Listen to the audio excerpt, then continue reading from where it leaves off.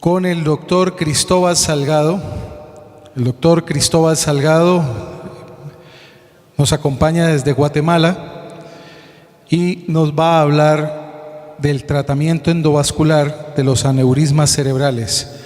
El doctor Cristóbal Salgado es un médico especialista en neurocirugía endovascular. Bienvenido, doctor. Gracias, doctor. Buenas tardes. Un verdadero gusto estar nuevamente con la familia CISDET. Gracias por la oportunidad de este año, permitirme compartir algunos de la práctica que estamos realizando en Guatemala. Hoy vamos a hablar un poco acerca del tratamiento neuroendovascular de los aneurismas cerebrales. Rápidamente, los objetivos de la conferencia es revisar generalidades de los mismos, conocer las diferentes técnicas quirúrgicas mínimamente invasivas que estamos realizando en nuestro país y compartir algunos casos, ¿no? Importante, no existe ningún conflicto de intereses. Esto lo digo porque hay dos corrientes en neurocirugía: neurocirugía transcraneal, neurocirugía endovascular. Yo soy neurocirujano endovascular, hago los dos tipos de abordaje y pues esto lo único es que me ha permitido ser un poco más selectivo en el abordaje, en el tratamiento de los casos, ¿no? Entonces iniciamos en aras del tiempo. ¿Qué son los aneurismas? Bueno, sencillamente son pequeñas dilataciones que se forman en las paredes de las arterias cerebrales, esto por un constante choque del flujo sanguíneo sobre algún segmento debilitado de la pared arterial. Así que aquí les traigo un pequeño video. Aquí vemos parte del circuito arterial cerebral. Está dividido en circulación anterior y circulación posterior. La circulación anterior está dada por la comunicante anterior, la cerebral anterior, la cerebral media, ¿verdad? Y la posterior por la comunicante posterior y todo lo que es el circuito vértebro-basilar. Aquí vemos pues las capas de la arteria, vemos que hay una capa muscular y elástica. Esto es lo que permite cierto soporte en la pared de la arteria en el momento de que va a impactar el flujo sanguíneo a esta misma. En el caso de los aneurismas cerebrales, por razones que vamos a ver más adelante, hay pequeño segmento debilitado de esta pared. Este constante flujo va a ir debilitándola aún más y empezamos a ver un crecimiento de una pequeña, un balón o una dilatación sacular, ¿no? Esto es lo que nosotros llamamos aneurisma cerebral. Pueden ser saculares y pueden ser no saculares. Esa es la gran clasificación. Más adelante hablaremos sobre ello. Aquí vemos un aneurisma, puede llegar a ser grande, tan grande que va a ejercer cierto compromiso sobre la estructura cerebral vecina o en algunas estructuras, como los pares craneales. No sé qué pasó con el video. No corre nada. Ayuda técnica. Bueno, entonces en estos casos los aneurismas pueden presentar cierta liberación de sangre y es lo que nosotros llamamos una cefalea centinela, ¿no? Y puede también llegar a debilitarse tanto la pared que va a provocar una ruptura franca y secundariamente vamos a ver una hemorragia subaranoidea.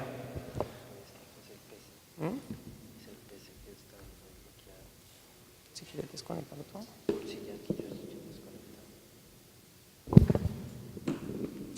Lástima. Y lo peor es que no se puede correr ni la diapositiva.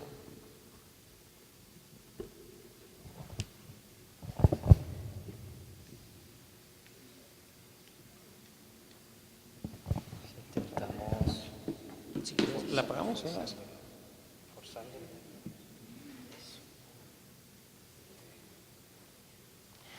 Que este tiempo no cuente, ¿cierto?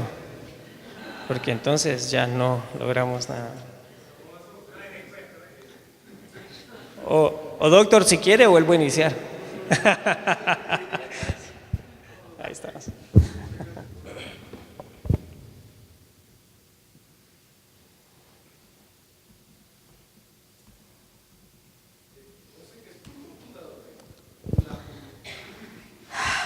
Creo que sí.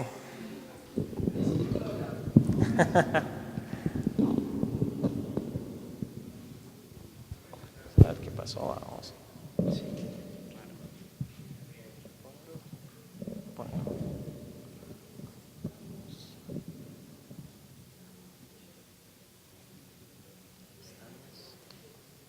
Vamos a recuperar acá.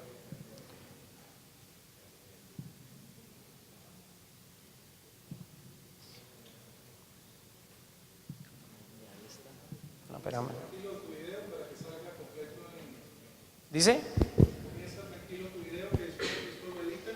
Buenísimo. Ok. Entonces les comentaba aquí un video explicativo sobre la circulación arterial cerebral.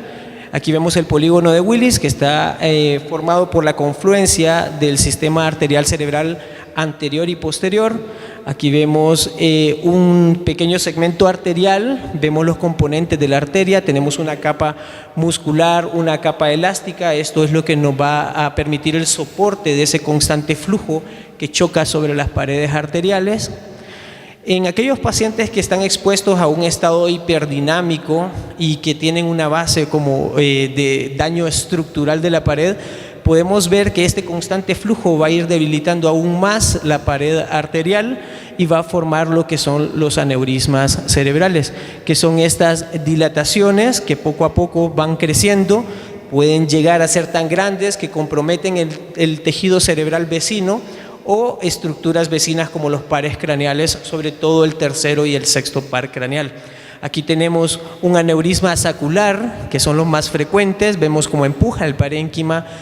Puede haber un escape parcial de sangre, esto puede provocarnos lo que llamamos la cefalea centinela, es aquella cefalea súbita, intensa, pero que cede y es como un aviso de que viene algo como esto, una ruptura franca de lo que es el aneurisma cerebral.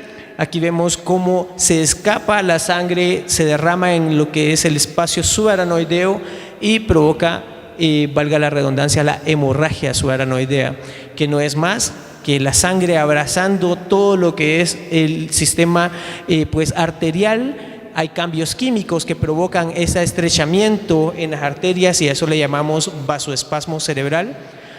Posterior a ello puede haber daño del parénquima, esto por edema cerebral y una necrosis del parénquima secundario. La incidencia de esta patología es del 6%, hasta un 20% podemos encontrar aneurismas múltiples. Se estima que 1 de cada 50 personas en algún momento desarrollará un aneurisma cerebral. Es más frecuente en las mujeres en aquellos momentos que hay déficit de colágeno y la edad promedio del diagnóstico es entre los 40 a los 60 años. Es muy raro encontrarlos en pacientes pediátricos. Sin embargo, hace como 3 semanas operé un aneurisma gigante en un niño de 5 años. Rápidamente, los factores de riesgo, tenemos los factores modificables como el tabaquismo. Ya está demostrado que aumenta el riesgo hasta 3 veces de presentar un aneurisma cerebral. El alcoholismo también es un factor de riesgo y estos dos unidos aumentan el riesgo de aneurismas cerebrales hasta 6 veces. También la hipertensión arterial es un factor de riesgo bastante importante. Y se estima que aquellos pacientes que manejan una presión sistólica mayor de 130 duplica el riesgo y aquellos que manejan presiones sistólicas hasta de 170 su riesgo se triplica. Los factores de riesgo no modificables, encontramos la edad, antecedentes familiares. Aquí pues estos aneurismas que tienen un componente hereditario tienen ciertas características, generalmente se rompen aún cuando son muy pequeños. Lo encontramos en una población más joven y aún con tratamiento tienen una alta tendencia a presentar nuevos aneurismas cerebrales. Según la clasificación puede ser según su morfología, su tamaño, su localización y su etiología.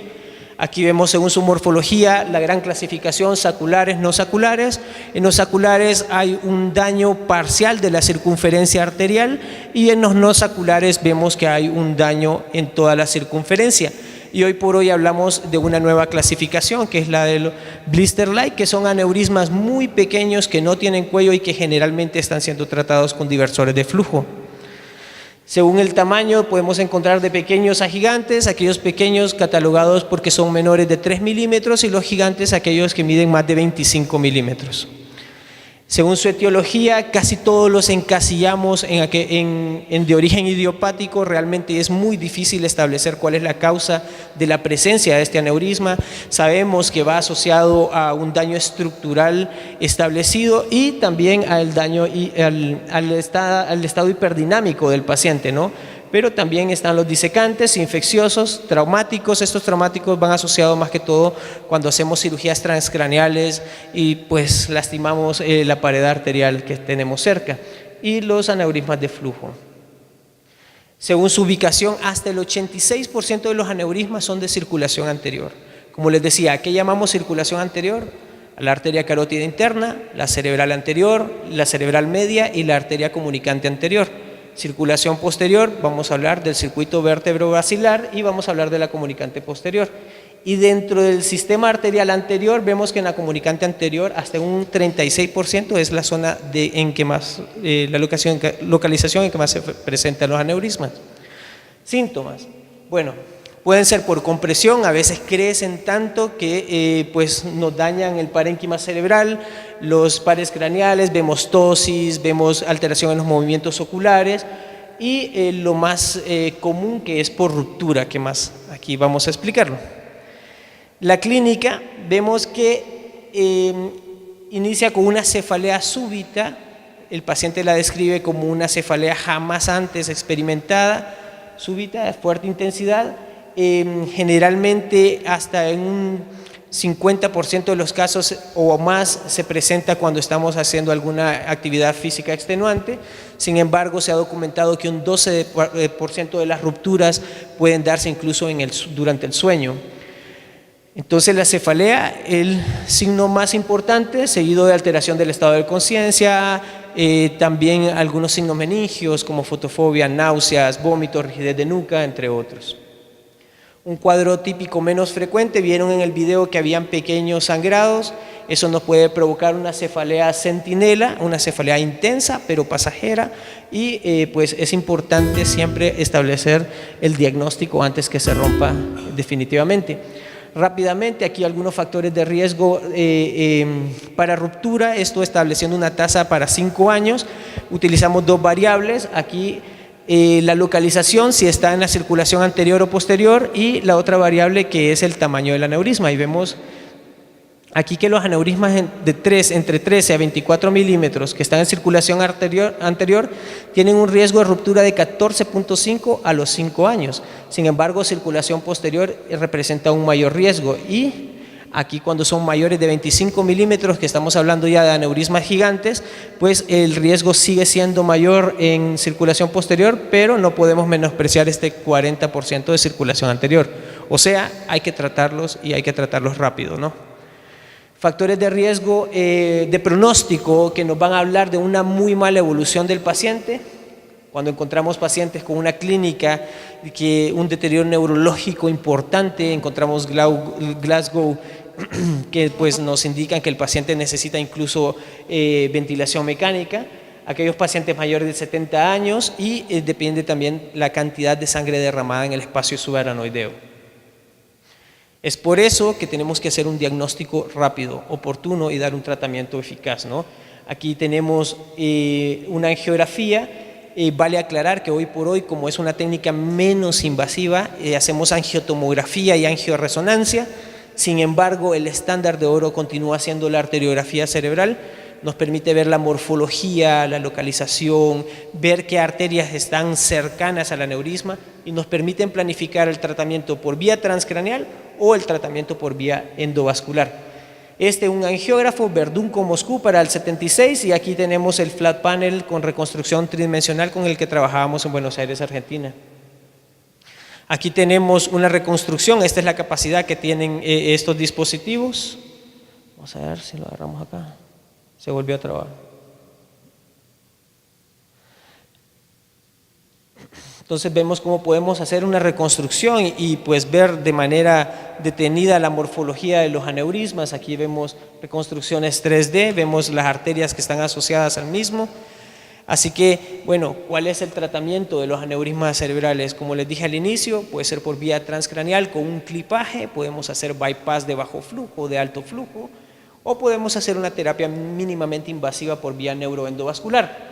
Aquí, para un artículo publicado en el 2018 en Corea, hablaban de que es nivel de evidencia 1A, dar tratamiento neuroendovascular mínimamente invasivo con cirugía de alta precisión, primero si tenemos la experiencia, si tenemos los dispositivos y la tecnología, ¿no? Entonces es mejor tratar siempre aneurismas por vía endovascular, aunque yo difiero un poco. Yo en mi práctica privada siempre intento hacer un tratamiento transcraneal en aquellos pacientes que tengan aneurismas de circulación anterior, y circulación posterior la reservo exclusivamente para tratamiento endovascular. Aquí algunas gráficas. Vemos que para una cirugía transcraneal pues aumenta la morbimortalidad, el tiempo quirúrgico, riesgo de sangrado, riesgo de ruptura, riesgo de infecciones, pero bueno, es una buena vía para algunos aneurismas. Podemos hacer abordajes diferentes. Hoy por hoy se utilizan mínimamente invasivos también. A nivel supraciliar podemos usar abordaje exterional, entre otros.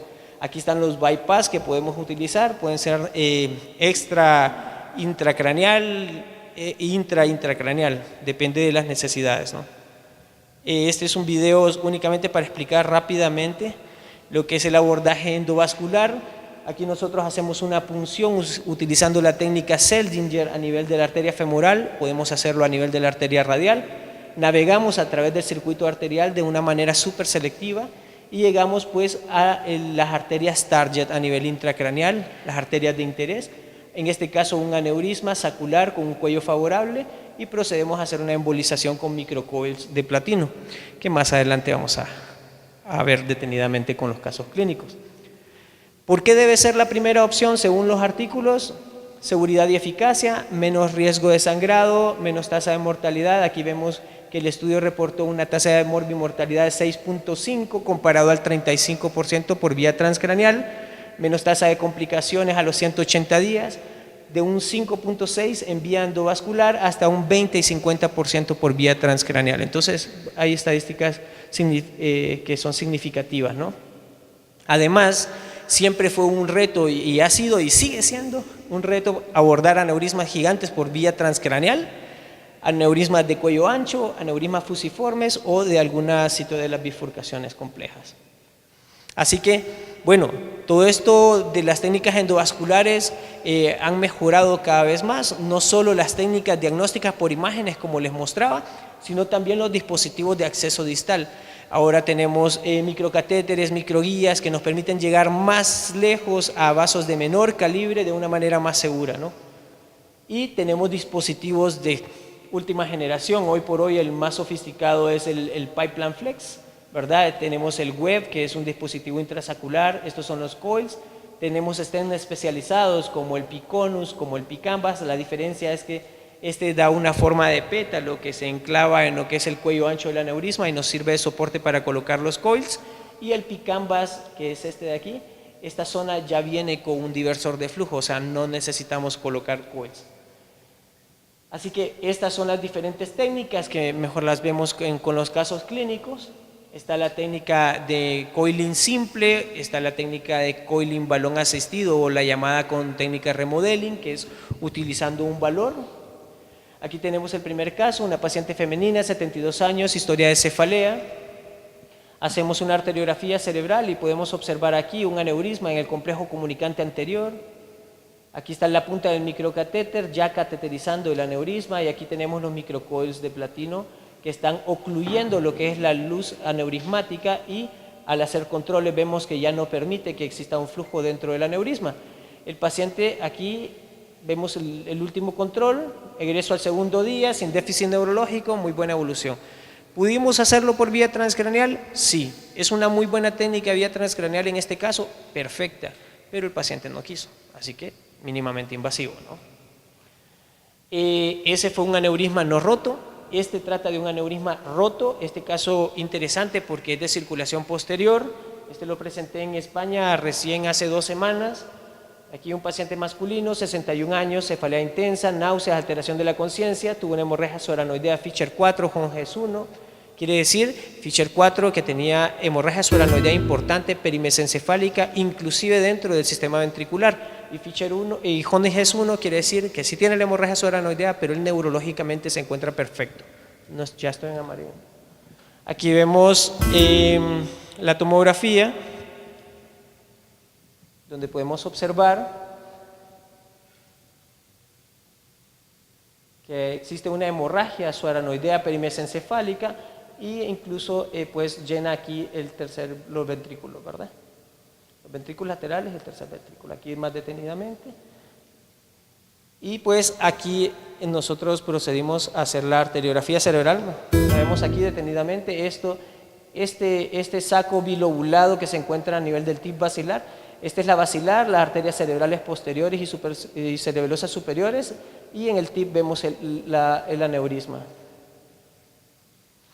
Aquí esta es la manera como con una microguía Transel 0.014 y un microcatéter Echelon cateterizamos el aneurisma, logramos la embolización completa con coil, y al hacer el control pues podemos ver, vamos a ver si corre el video, podemos ver que hay una permeabilidad completa de las arterias asociadas y una oclusión satisfactoria de lo que es el aneurisma cerebral.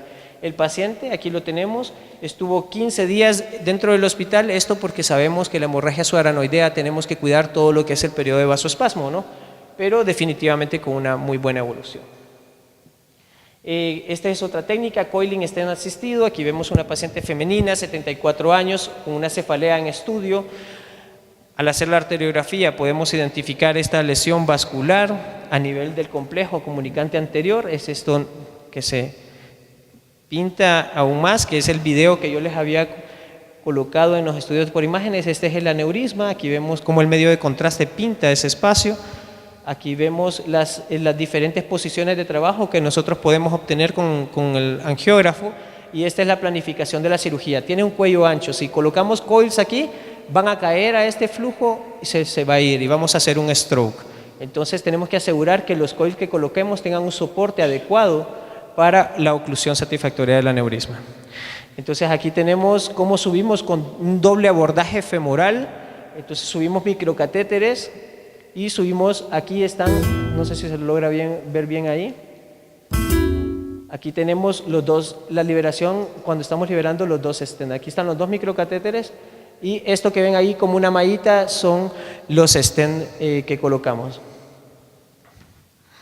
Y aquí son los controles finales. Eso que ven ahí, negrito es el CAS de coils, ¿verdad? Y cuando hacemos el control con la arteriografía vemos que hay permeabilidad satisfactoria de todas las ramas arteriales asociadas. Este es el piconus, lo que yo les hablaba, es como una flor, ¿no? Que esto se enclava en el cuello ancho del aneurisma y posteriormente nos sirve de soporte para colocar los coils. Aquí este es un aneurisma silviano, si ven, bastante complejo. Ven la asociación que tiene con las ramas distales de la arteria cerebral media en su segmento A1, M1, en su bifurcación.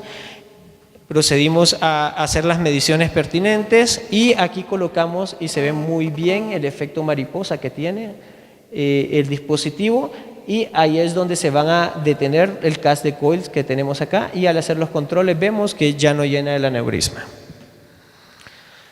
El Picambas, que la diferencia es que tiene un diversor de flujo en la punta. Aquí ya nosotros sabemos que no hay necesidad de colocar coils. Aquí tenemos un aneurisma silviano izquierdo. Aquí está el estudio con reconstrucción 3D. Vemos que es un cuello ancho, no podemos colocar coils aquí, van a caer y se los llevará el flujo. Así que se procede a colocar el stent Picambas. Y estas marcas que ven aquí son lo que nos está indicando dónde está la punta del dispositivo. Hacemos reconstrucciones por tomografía y aquí vemos que hay una oclusión satisfactoria. A ella le hicimos un control a los 6 meses y vemos que el aneurisma está ausente. Recuerden que estaba en esta zona de aquí y actualmente está ausente. Reconstrucciones 3D. Este es otro dispositivo, es el web. Y también tenemos el coil con una híbrido con diversor de flujo.